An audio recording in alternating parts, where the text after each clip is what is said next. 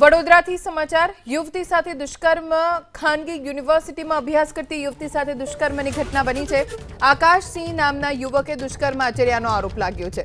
ઘરે કપડાં ધોવાના બહાને બોલાવીને દુષ્કર્મ આચર્યાનો આરોપ રૂમમાં બંધ કરી દુષ્કર્મ આચર્યાનો આકાશસિંહ નામના યુવક ઉપર આરોપ લાગ્યો।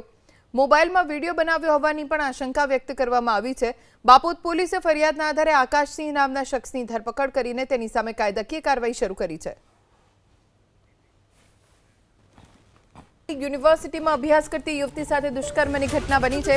આકાશસિંહ નામના યુવકે દુષ્કર્મ આચર્યાનો આરોપ લાગ્યો છે। ઘરે કપડાં ધોવાના બહાને બોલાવીને દુષ્કર્મ આચર્યાનો આરોપ રૂમમાં બંધ કરી દુષ્કર્મ આચર્યાનો આકાશસિંહ નામના યુવક ઉપર આરોપ લાગ્યો।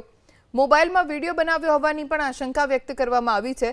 બાપોદ પોલીસે ફરિયાદના આધારે આકાશસિંહ નામના શખ્સની ધરપકડ કરીને તેની સામે કાયદાકીય કાર્યવાહી શરૂ કરી છે।